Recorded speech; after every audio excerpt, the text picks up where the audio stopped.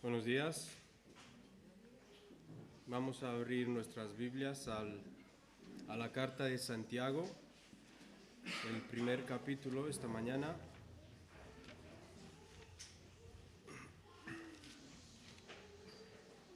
Santiago capítulo 1.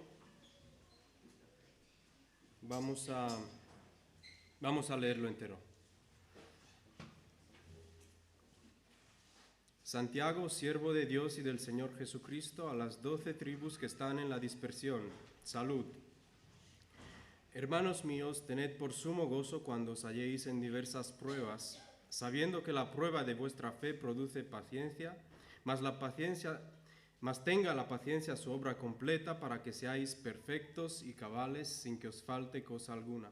Y si alguno de vosotros tiene falta de sabiduría, pídala a Dios, el cual da a todos abundantemente y sin reproche, y le será dada. Pero pida con fe, no dudando nada, porque el que duda es semejante a la onda del mar, que es arrastrada por el viento y echada de una parte a otra. No piense, pues, quien tal haga que recibirá cosa alguna del Señor. El hombre de doble ánimo es inconstante en todos sus caminos. El hermano que es de humilde condición, gloríese en su exaltación. Pero el que es rico, en su humillación, porque él pasará como la flor de la hierba. Porque cuando sale el sol con calor abrasador, la hierba se seca, su flor se cae y parece su hermosa apariencia. Así también se marchitará el rico en todas sus empresas. Bienaventurado el varón que soporta la tentación, porque cuando haya resistido la prueba recibirá la corona de vida que Dios ha prometido a los que le aman. Cuando alguno es tentado, no diga que es tentado de parte de Dios, porque Dios no puede ser tentado por el mal, ni Él tienta a nadie, sino que cada uno es tentado cuando de su propia concupiscencia es atraído, seducido. Entonces la concupiscencia, después que ha concebido, da a luz el pecado, y el pecado, siendo consumado, da a luz la muerte. Amados hermanos míos, no erréis. Toda buena dádiva y todo don perfecto desciende de lo alto del Padre de las luces, en el cual no hay mudanza ni sombra de variación. Él, de su voluntad, nos hizo nacer por la palabra de verdad para que seamos primicias de sus criaturas. Por esto, mis amados hermanos, todo hombre sea pronto para oír, tardo para hablar, tardo para airarse, porque la ira del hombre no obra la justicia de Dios. Por lo cual, desechando toda inmundicia y abundancia de malicia, recibid con mansedumbre la palabra implantada, la cual puede salvar vuestras almas. Pero sed hacedores de la palabra, y no tan solamente oidores, engañándoos a vosotros mismos, porque si alguno es oidor de la palabra, pero no hacedor de ella, este es semejante al hombre que considera en un espejo su rostro natural. Porque él se considera a sí mismo y se va, y luego olvida cómo era. Mas el que mira atentamente en la perfecta ley, la de la libertad, y persevera en ella, no siendo oidor olvidadizo, sino hacedor de la obra, éste será bienaventurado en lo que hace. Si alguno se cree religioso entre vosotros, y no refrena su lengua, sino que engaña su corazón, la religión del tal es vana. La religión pura y sin mácula delante de Dios el Padre es esta: visitar a los huérfanos y a las viudas en sus tribulaciones y guardarse sin mancha del mundo. Amén. Vamos a orar.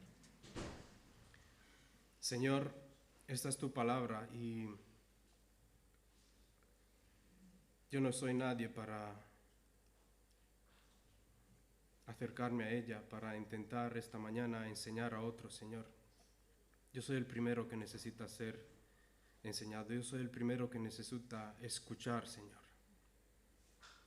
Pero te pido, por favor, por tu Espíritu, que me uses esta mañana para que transmitas estas verdades, Señor, que están aquí en tu palabra, Señor.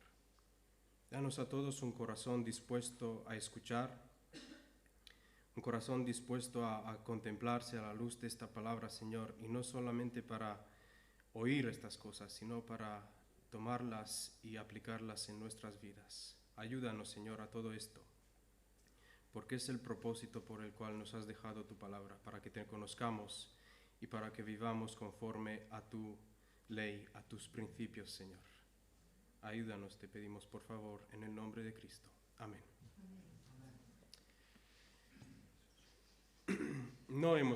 Ya sabéis que no hemos terminado todavía la carta de Judas, pero esta mañana no vamos a seguir con ella, vamos a entrar en este primer capítulo de Santiago y vamos a intentar exponerlo rápidamente, claro, porque es muy vasto, es un tema muy amplio.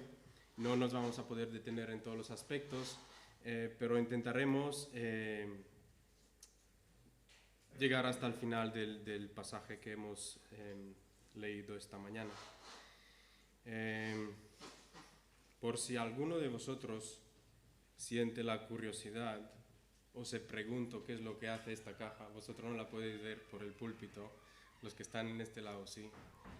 Y si os preguntáis qué hace esta caja aquí, pues al menos uno de los propósitos es para que nadie se duerma, para tener esa curiosidad de a ver qué es lo que va a pasar. A lo mejor me la llevo a mi sitio igual como la he traído. Mis hijos ya llevan 2 días muy curiosos qué es lo que voy a hacer con todas esas cosas. Les he secuestrado algunas cosas de su cuarto y ¿qué vas a hacer con eso, papá? Pues esta mañana a lo mejor lo pueden ver. Estamos en la epístola de Santiago. La epístola de Santiago es una carta general, no va dirigida a una iglesia específica como las cartas de Pablo pueden ser. Es una epístola que se llama católica o universal porque es a un grupo de creyentes no identificados en el sentido a su lugar geográfico donde están, pero sí están identificados en cuanto a quiénes son, porque dice que está dirigida a las 12 tribus que están en la dispersión, que están en diáspora. Es una epístola con un carácter profundamente judío. Es muy arraigada en el Antiguo Testamento, en los libros de sabiduría. Es una epístola muy difícil de interpretar, porque no tiene el mismo, no sigue la misma línea argumentaria, por ejemplo, como las epístolas de Pablo, donde Pablo coge una doctrina y empieza a desarrollarla y a explicarla. Eso no lo vamos a ver en Santiago. Santiago es una epístola más de carácter sapiencial porque habla de sabiduría, pero también la forma en la que está escrita, redactada, se parece mucho a los escritos antiguos judíos, a las otras cartas, a los otros libros del Antiguo Testamento. Entonces, a veces hay dificultad a la hora de interpretar este texto, este libro, y la dificultad viene sobre todo porque, como aparece en el Nuevo Testamento, la tentación, por decirlo así, es de intentar interpretarlo de la misma forma a la que interpretamos las otras epístolas, como pueden ser las de Pablo. Pero ya digo, la estructura no es la misma, porque las epístolas de Pablo iban dirigidas a iglesias que estaban formados por judíos y gentiles, pero ya es más una forma de pensar gentil, griega, influenciada por la cultura griega. La forma de pensar de los judíos no era la misma que la de los gentiles. La forma de expresar las cosas, la poesía, por ejemplo, la estructura misma de la carta, la línea argumentaria no es la misma. Entonces, de aquí viene muchas veces la dificultad que que tenemos. Hay al menos dos temas principales en esta epístola que podemos identificar. Seguramente que habéis escuchado sermones, predicaciones, estudios sobre este libro. Hay al menos dos temas principales que aparecen. Uno es la sabiduría. Aquí se menciona la sabiduría que viene de Dios, la sabiduría que viene de lo alto. Y el otro tema es la fe puesta en obra, la fe en acción. Y teniendo también otro tema que no es menos importante en el medio, al que Santiago hace muchas referencias, que es la lengua, el uso de la lengua. Entonces, cuando pensamos en esta epístola de Santiago, al menos podemos observar estos tres temas generales. De esto se trata Santiago: de la sabiduría, de la forma en la que usamos nuestra lengua y de la fe que se ve en lo que estamos haciendo. No es una fe simplemente de palabras, no es porque yo afirmo que tengo fe, pero si no se ve, si no se puede palpar eso, si no hay resultados, es una fe muerta, no me sirve para nada. Entonces Santiago empieza con una breve salutación. Él no se detiene mucho en fórmulas y en un saludo muy amplio, sino dice su nombre y se identifica como un siervo o esclavo de Dios y del Señor Jesucristo. Aunque era hermano suyo, él dice que es un siervo de Cristo, es un esclavo de Cristo, y a la hora de dirigirse a sus lectores, a los que iba dirigida la carta, él se identifica como uno de ellos, porque en el versículo 2 les dice hermanos míos. Él se identifica como uno de ellos, aunque era, eso lo podemos ver en la carta de Gálatas, era uno de los pilares. Pablo dice de él que era uno de los pilares, la columna de la iglesia de Jerusalén. En Jerusalén, en los tiempos que Pablo visita la iglesia en Jerusalén, Santiago era una de las columnas de la iglesia, quiero decir, uno de los principales en la iglesia de Jerusalén, junto a Pedro y a Juan. Y luego le encontramos que tiene un peso muy importante en la reunión que tuvo lugar en Jerusalén con el motivo de qué hacer con respecto a los gentiles. La palabra de Santiago tuvo un peso muy importante en esa reunión. Quiero que veamos qué es lo que Santiago dice en el versículo 2. Hermanos míos, tened por sumo gozo cuando os halléis en diversas pruebas.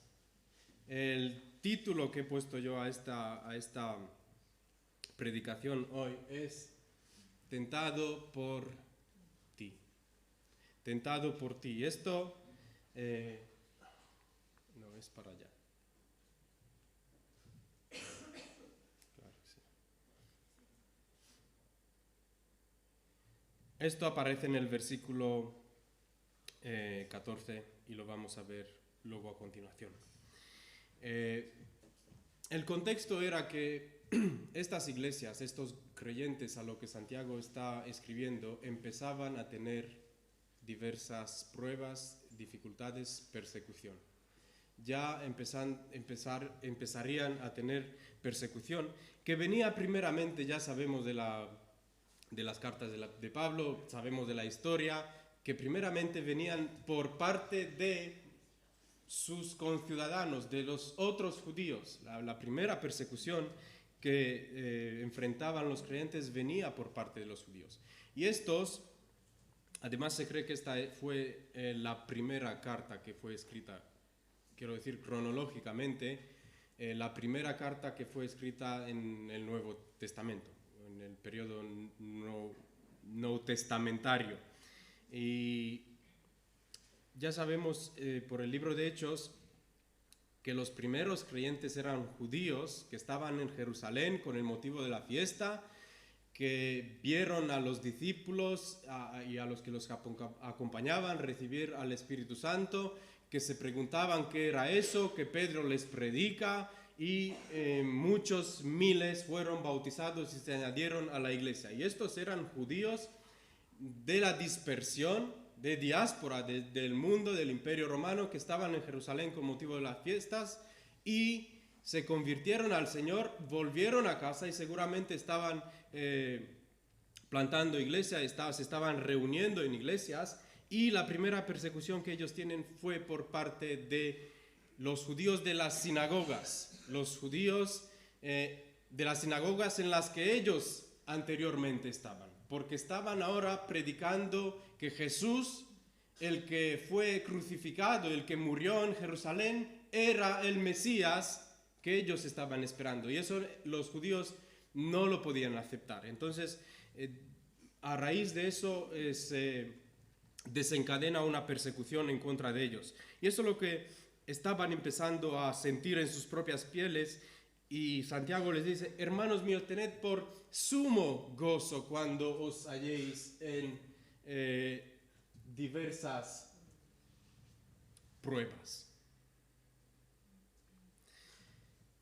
La palabra gozos, todos sabemos lo que significa gozo, ¿no? Alegría.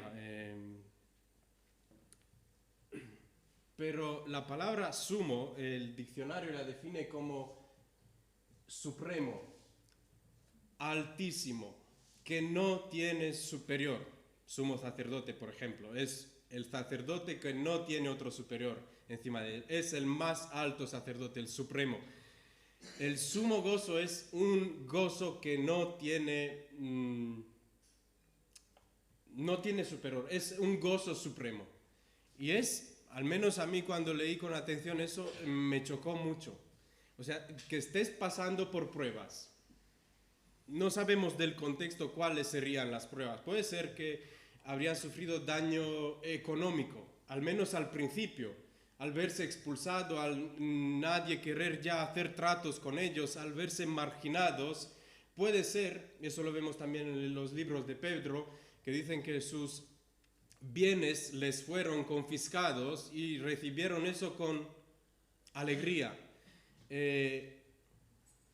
No sabemos todavía cuál era el grado de persecución, pero Santiago les dice: tened por sumo gozo. Como alegría máxima, superior. Y no sé tú, pero yo cuando sufro alguna prueba o alguna tentación, no es lo primero que me viene a la mente, no es la actitud que estoy pensando que debo tener. Ni siquiera me he planteado que eso es lo que Dios está esperando de mí. Que tener en medio de la prueba, en medio de la dificultad, que tenga yo no solo gozo, pero tener sumo gozo, superior. Pero ¿por qué les pide eso? O sea, ¿qué puede justificar por parte de Santiago que les anime a eso, que les exhorte a eso? Además es un imperativo. No les dice: deberíais tener. Sería bien si os alegrarais cuando estéis en las pruebas. No, les dice: tened, que es un imperativo. Eso es lo que tenían que hacer. Pero, ¿cómo puede ser eso? El versículo 3 dice: sabiendo que la prueba de vuestra fe produce paciencia. Bien, está claro, cuando estás probado por tu fe, cuando se te pone delante una elección en la que está involucrada tu fe, tu creencia religiosa, ¿no? En lo que es elegir un trabajo, en lo que es ser honesto en algún trato que tienes con alguien, y dices: pues sí, está directamente involucrada mi fe en todo eso, es una prueba de mi fe, y voy a tener sumo gozo y voy a enfrentarla y voy a saber elegir, porque de lo que se trata es de mi fe. Pero en todas las pruebas en las que pasamos, lo que está en cuestión es nuestra fe. Porque no vivimos aislados de la realidad de Dios. Dios está usando todas las pruebas, y sabemos esto ya de sobra, que Dios está usando todas las cosas, que Dios es soberano, que todo ocurre bajo la voluntad de Dios, y Dios está usando todo eso. Todas las cosas que ocurren en nuestras vidas. Que no va a ser que siempre estés puesto o enfrentado a elegir dos cosas, y puedes elegir mantener tu integridad o ceder, sino simplemente que te pasa algo que es un accidente, que no ha sido por causa que tú hayas podido provocar o elegir, sino que es un accidente o una enfermedad, eso tú no lo eliges, pero en sí es una prueba, porque Dios está interesado en ver cuál es la forma en la que nosotros respondemos. ¿Cuál es la forma en la que nosotros confiamos en Dios aún en medio de esa prueba? De nuevo, digo, no es mi actitud cuando paso por algunas pruebas, porque no es algo ligado a la naturaleza humana. Nuestra primera reacción ni de lejos es el gozo, es la queja, es ¿por qué a mí me ocurre esto? ¿Qué he hecho yo, Dios? ¿Por qué soy yo? ¿Por qué no otro? Pero lo que nos dice la Escritura es que debemos tener sumo gozo sabiendo que Dios está obrando en nosotros paciencia. Y la paciencia no es el abandono de cualquier esperanza de reaccionar, o el abandono, el fatalismo, por decirlo de alguna manera. No, la paciencia no es fatalismo, es, pues da igual. No, la paciencia es la capacidad de esperar la ayuda del Señor. De reconocer que el Señor tiene una finalidad en medio de la prueba y esperar que el Señor intervenga. Eso es la paciencia, y esa paciencia tiene que obrar para que sea completa, para que nosotros seamos perfectos y que no nos falte cosa alguna. También en medio de las pruebas, dice la Escritura, que si no vemos todo eso, que si no reaccionamos de esa manera, es quizá porque nos falta sabiduría, no inteligencia, no astucia, sino sabiduría. Y sabiduría en los términos en la que los describe la Biblia, y no voy a entrar en eso, sé que paralelamente estamos aprendiendo acerca de eso, qué es la sabiduría. Tenemos el libro de Proverbio que está presentando Caleb. En medio de la prueba, si no son estas nuestras reacciones, si no reaccionamos de la manera que nos dice la Escritura, si no tenemos paciencia, si no esperamos, sino que reaccionamos, es quizás una señal de que nos falta sabiduría. No de este mundo, no inteligencia, no capacidad de lidiar con los problemas y resolverla, no, sino la sabiduría de lo alto, la sabiduría que viene de Dios. No voy a definirlo, ya sabéis muy bien de lo que estoy hablando. Y eso es lo que debemos. Quizá debemos darnos cuenta, Señor, no reacciono como debo reaccionar, me falta sabiduría. Me falta entender cuál es tu propósito. Me falta ver cuál es tu plan. Me falta ver tu perspectiva, Señor. Me falta a lo mejor dejar de mirar hacia abajo y empezar a confiar más en ti. Señor, dame sabiduría. Esa debe de ser nuestra actitud en medio de las pruebas, porque lo dice la Escritura. También Santiago está usando aquí un ejemplo de versículos 9 al 11, Y está diciendo que el hermano que es de humilde condición, gloríese en su exaltación. Pero el que es rico, en su humillación. En el comentario de Matthew Henry, él sugiere que los dos que están presentados aquí, tanto el pobre como el rico, son hermanos. No se trata de el pobre que es de los hermanos, que es creyente, que es de la iglesia, y el rico que no es. No, los dos son hermanos. Y en medio de esas pruebas dice que el que es pobre debe exaltarse porque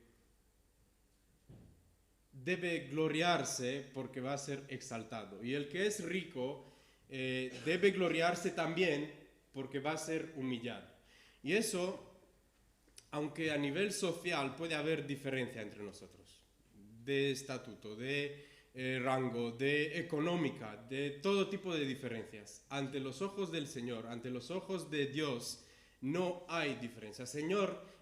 Dios, cuando nos mira a nosotros, no nos da más importancia a unos, estoy hablando de los creyentes, no nos da más importancia a unos que a los otros en función de lo que somos capaces de entender de la teología sistemática o por cuánto estemos sacrificados estemos dispuestos a sacrificar.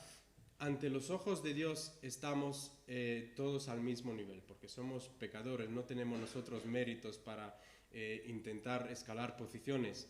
Y dice la Escritura que Dios no hace acepción de personas. Nosotros lo hacemos muchas veces. Si nosotros miramos a la gente y empezamos a clasificarlos, hay gente a la que nos conviene entrar en relación con ellos, hay otros a lo que voluntariamente no queremos entrar en relaciones con ellos. Hacemos esta clase de diferencia, pero Dios no la hace. Y entonces lo que está diciendo la Escritura es que el que es pobre, el que es humilde, el que piensa de sí mismo que no tiene nada que ofrecer, que se tiene que gloriar de su exaltación porque va a ser exaltado. Y el que es rico también se tiene que gloriar porque va a ser humillado, pero no en el sentido de que Dios le hará pasar vergüenza, sino en el sentido del que Dios es el que nos ve a todos iguales. Porque Dios nos redimió en su Hijo y no nos redimió por nuestro valor. Dios nos redimió por el valor de que fue el sacrificio perfecto de Cristo. Todos somos iguales ante los ojos del Señor. Por eso está usando aquí un refrán, dice en versículo 11, cuando sale el sol con el calor abrasador, la hierba se seca. Todo, hay hierba más alta, hay hierba más baja, pero cuando sale el sol, todo se queda al mismo nivel. Llegamos al versículo 12, que dice, bienaventurado el varón que soporta la tentación, porque cuando haya resistido la prueba, recibirá la corona de vida que Dios ha prometido a los que le aman. En el original no hay diferente palabra para prueba y tentación. Es la misma palabra, pero se interpreta o se traduce como prueba o tentación dependiendo del contexto. Nosotros en español, en inglés, en romanos, hacemos algunas distinciones en lo que es una tentación, lo que es una prueba, lo que es un juicio. Podemos hacer esta distinción, pero en el original, en el griego, la misma palabra se usa en todo lo que está describiendo aquí, que es la palabra en griego que es peirasmos, que es definida en la Reina Valera como prueba o tentación. Puede significar también provocación, experiencia, experimento, y ya digo, dependiendo del contexto donde es usado, del pasaje, es traducida como prueba o tentación. Y la promesa de la Escritura es que el varón el que soporta la tentación, el que vence, el que no cede ante la tentación, es bienaventurado, es feliz, es bendecido porque recibirá la corona de vida. Y va a continuación y dice, pero cuando alguno es tentado, no diga que es tentado de parte de Dios. Entonces, cuando estés en pruebas o cuando estés tentado realmente, cuando se te ofrece algo que pueda significar para ti un renunciar a tus principios,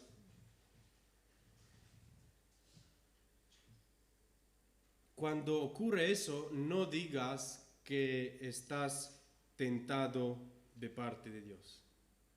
Porque Dios no puede ser tentado por el mal, ni Él tienta a nadie. Y eso tenían que tener claro ellos y lo tenemos que tener claro nosotros hoy en día. Cuando estemos en pruebas, cuando sufrimos tentación, no es Dios el que nos tienta. Pero si hay pruebas en nuestras vidas, Dios es el que permite que haya pruebas en nuestras vidas.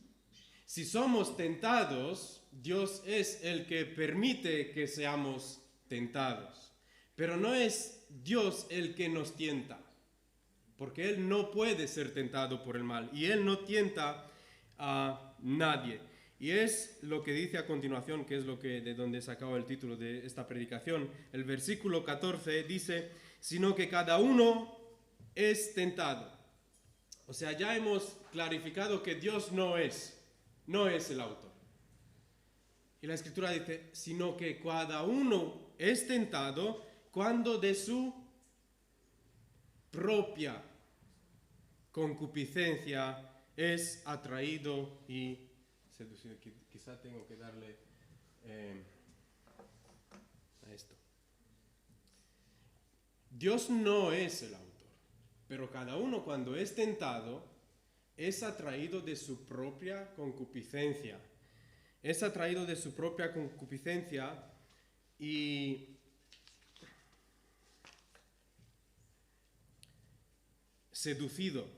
Es atraído y seducido.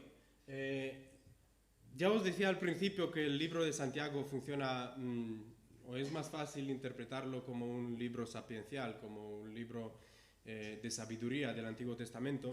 Y hay aquí un contraste que aparece aquí.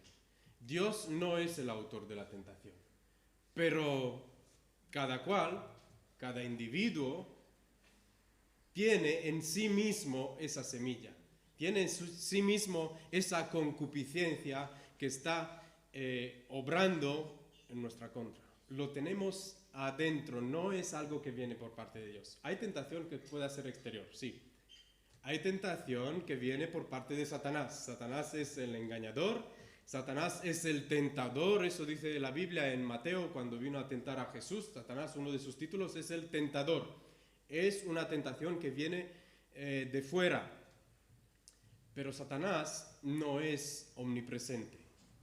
Satanás no va a estar delante de ti todo el día intentando arrojarte cebos para que le sigas, intentando tentarte, porque no es omnipresente. Pero hay algo dentro de nosotros que está obrando en nuestra contra.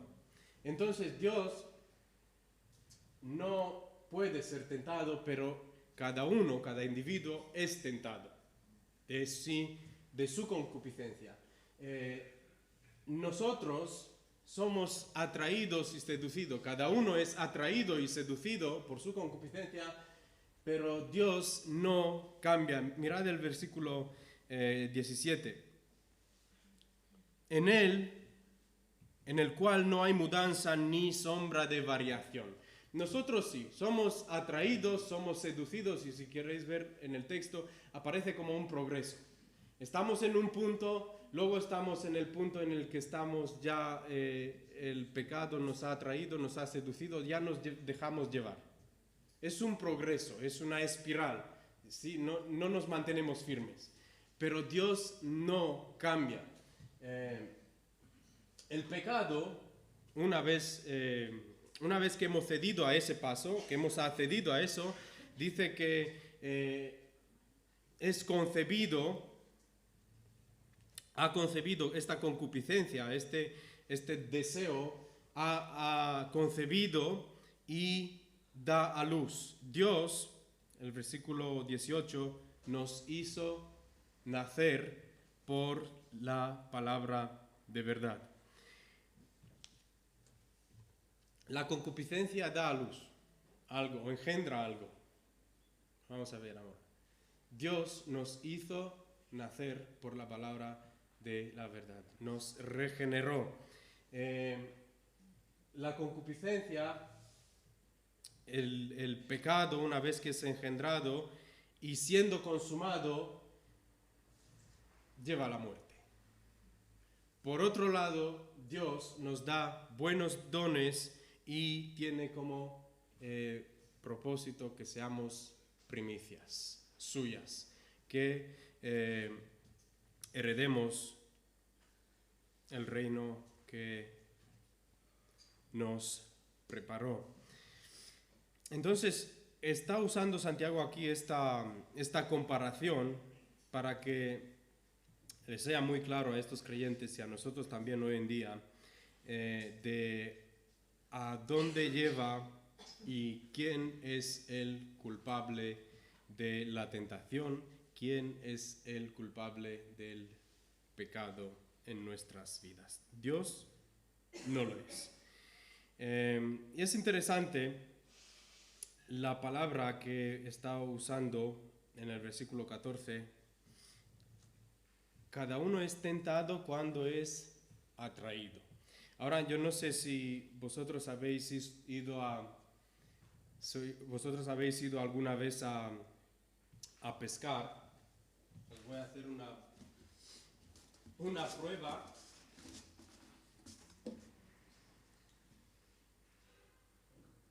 A ver si no me enredo por aquí. Esto debería funcionar.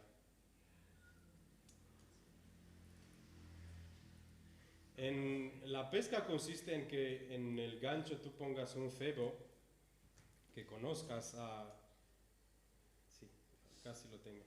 Que conozcas a lo que quieres conseguir, los peces que quieres conseguir, les pones un cebo que les guste y los atraes. ¿No? Es también, ¿no? Eso es lo que está haciendo el diablo con nosotros. Nos ofrece algo que nos guste, intenta atraparnos, intenta que nos pille y luego nos lleva cautivos, ¿no? Igual lo mismo que haces tú con un pez. Le lanzas un cebo, sabes que le gusta, ves que pica y lo atraes, te lo llevas y ya es tuyo. Es lo que está haciendo el diablo con nosotros todo el día. Nos está ofreciendo cebos, ¿qué tal? Pero creo que a vosotros a lo mejor los gusanos no os van mucho, ¿verdad? No lo tengo bien estudiado.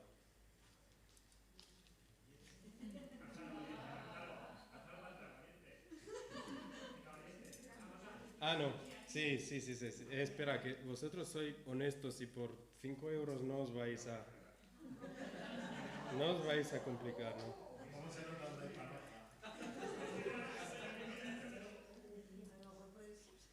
Entonces, porque nos conoce, ¿qué tal eso? ¿Por qué venir el domingo a la iglesia? Si puedes trabajar, hombre, ganas dinero. Estás perdiendo aquí el tiempo, ¿no? Mejor vas y trabajas. O mejor te quedas a dormir. Yo sé que en una semana vais a olvidar todo lo que he dicho, pero esto no lo vais a olvidar en 5 años. Esto me lo guardo yo rapidito.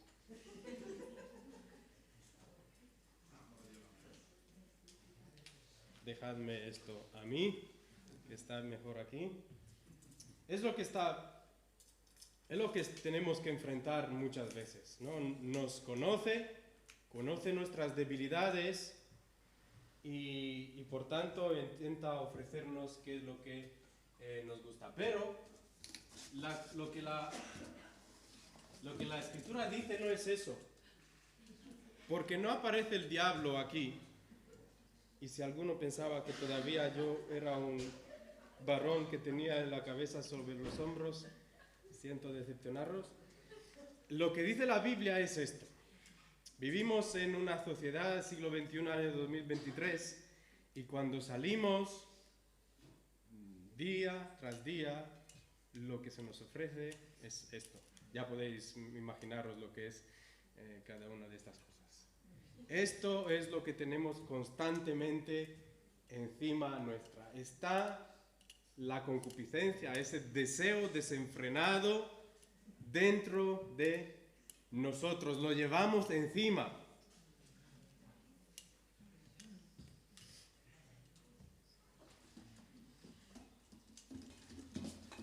Cada uno a lo mejor habéis dicho, no, lo mío no aparece ahí. Pues lo tuyo tú lo sabes.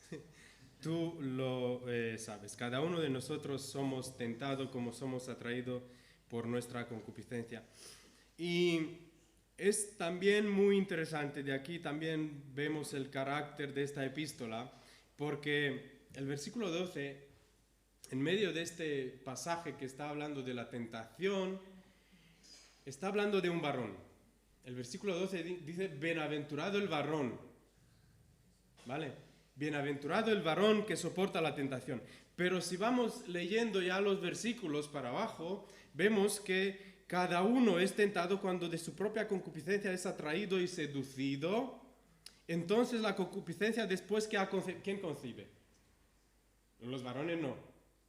Todavía no lo han conseguido, algunos lo intentan, pero no lo van a conseguir. Quien concibe, quien engendra, quien da a luz, ¿quién es? Una mujer. Y es el imaginario que está utilizando aquí, no lo dice claramente, pero empieza con un varón que es seducido, que es atraído, que se deja llevar, que llega a consumar eso, y esa mujer, que es la seducción, que es nuestra concupiscencia, que es porque se requiere participación. ¿Vale? Para el pecado, para llegar a cometer el pecado, no caes accidentalmente en el pecado. El pecado no te ocurre así porque, has tropezado y te has caído. No, se requiere participación. Primeramente empieza con el pensamiento. ¿Y si estás siendo atraído? ¿Y si se te está ofreciendo? Pero viene de dentro. Fuera hay estímulos. Fuera, todo lo que hemos visto son estímulos que hay fuera. Ni siquiera tiene que estar el diablo siempre, permanentemente ofreciendo, toma esto, no te gusta, toma esto. No. Son estímulos que hay en este mundo caído, y nosotros todavía vivimos en este mundo caído y tenemos un cuerpo de carne que todavía no ha sido redimido, el cuerpo de pecado que le dice Pablo, ¿no? Que es sensible, no es la palabra que estoy usando, pero que es propenso a esta clase de estímulos que hay fuera. Y puede responder. Entonces, viene el pensamiento. ¿Y qué tal? Y estás intentando ya analizarlo y cómo podría hacerlo y ya estás seducido, ya estás permanentemente dándole vueltas a eso, pero una vez que eso ya ha tomado cuerpo dentro de ti, dice que ha concebido, eso ya se manifiesta y da a luz, que es el pecado.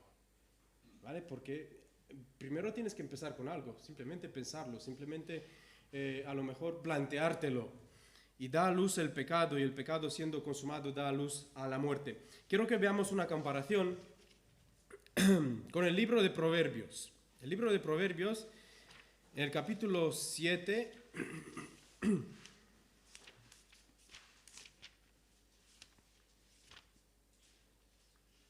En el capítulo 7 hay una imagen que está utilizando ahí el sabio, el autor de Proverbios, que está diciendo de una mujer que salió, que se arregló, que salió a la calle, se encontró a un joven y le dijo, y empezó a seducirlo en la calle. Ven, mi marido se ha ido lejos, todo lo tengo preparado. Empezó a hablarle y ese, dice, como buey que va al matadero, empezó a seguirle. Fue seducido, fue atraído, fue seducido, fue llevado y al final, mirad el versículo 26 y 27 del capítulo 7. Porque a muchos ha hecho caer heridos y aún los más fuertes han sido muertos por ella. Camino al Seol es su casa que conduce a las cámaras de la muerte. Es lo mismo que está hablando Santiago aquí. Atraído, seducido, ha concebido, da luz al pecado y el resultado es la muerte. Y no es ninguna coincidencia que la imagen que está utilizando Santiago es la de una mujer que da a luz. ¿Por qué? Porque las mujeres son malas. Pues igual de malas que los hombres. Todos somos malos, ¿no? No se trata de eso. Pero lo describe en esos términos. Pero ¿qué podemos hacer? ¿Hay alguna esperanza? ¿Hay alguna posibilidad de no llegar a este estado? Pues en primer lugar,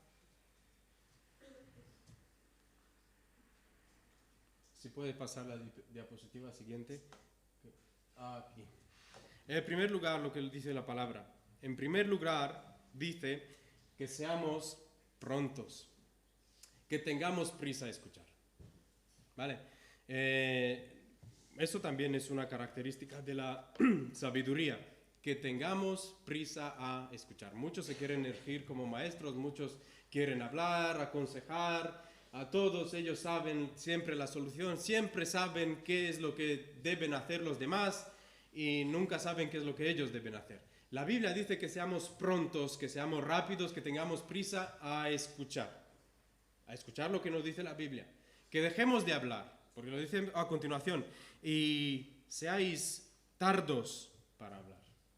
Quizá es hora de que empecemos a dejar de dar tantos consejos y de saber qué es lo que tienen que hacer los demás, que escuchemos lo que nos tiene que decir la palabra, o incluso por medio de otros hermanos, a nosotros mismos, y tomar cuentas. Tiene que ser tardo para hablar, tiene que ser tardo para airarse el hombre, tiene que ser tardo para reaccionar. Ya os digo, eso no nos viene por naturaleza. Lo primero que hacemos cuando somos tentados, cuando caemos, es justificarnos. No, es, Señor, ya desde el principio, tú me la has dado, Señor. La mujer que tú me has dado, ¿no? Adán, cuando le pregunta a Dios, ¿qué has hecho? No dice, Señor, lo siento, te he desobedecido. No, la mujer que tú me has dado, echarle la culpa a Dios y a los otros, no, esto es por culpa, si he llegado aquí es por culpa de tal y de cual, nunca es nuestra culpa, pues debemos estar dispuestos a oír primeramente. Debemos también dejar de justificarnos, dejar de hablar, dejar de reaccionar. Debemos someternos a la palabra de Dios. Debemos abrir la palabra de Dios y ponernos delante de ella como delante de un espejo y vernos quién realmente somos, dejando de hablar, ya digo, y dispuestos a escuchar, no mirándote en la palabra como el fariseo en el templo diciendo, Señor, yo cumplo con eso y cumplo con eso y cumplo con eso que está en tu ley y cumplo con lo otro que está en tu ley. No, abrir la palabra y verte quién realmente eres, un pecador un pecador que necesita de su gracia. Ver realmente cuál es tu estado. En último lugar, después que hemos visto eso, no simplemente una vista fugaz, bueno, estoy bien, estoy mejor que mi hermano, yo conozco al de al lado y estoy mejor, todavía estoy en buenas condiciones, gracias a Dios, seguimos adelante. No. Cuando hemos visto quiénes realmente somos, debemos empezar a tomar medidas, a poner en práctica lo que hemos visto, a accionar en la dirección que nos ha mostrado la palabra.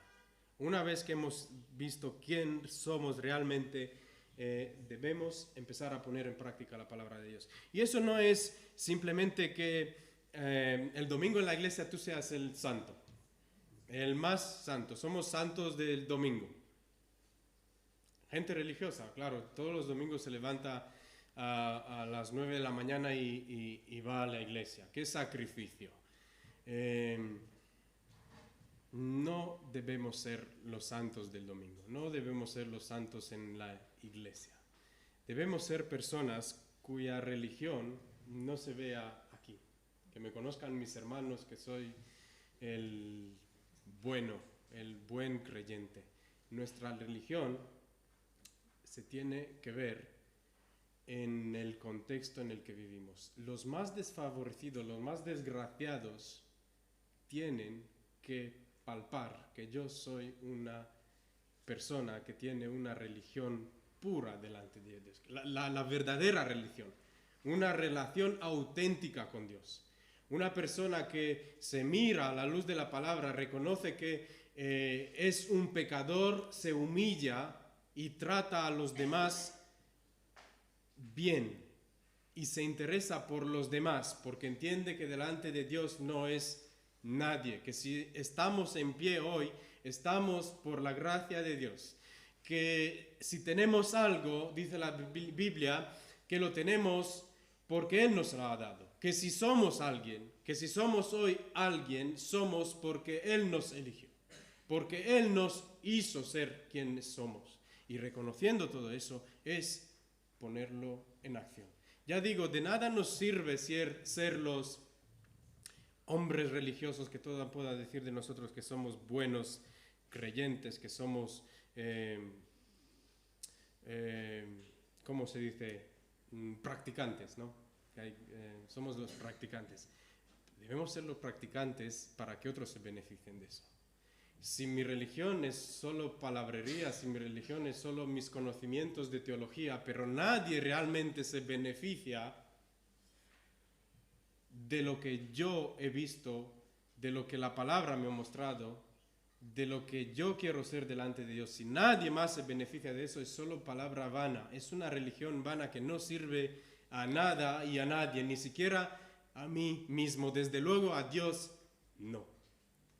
Debemos poner por obra, tiene que haber resultados, tiene que haber una vida transformada y los demás, los más desgraciados, como dice aquí las escrituras, las viudas, los huérfanos, que eran los que Dios les decía a su pueblo que tengan compasión con ellos, es también una imagen utilizada del Antiguo Testamento, que debían de protegerlos. Somos gente que debemos influenciar en las vidas de los demás, pero no simplemente porque les decimos una buena palabra, sino porque se benefician de que nuestra relación con Dios sea una relación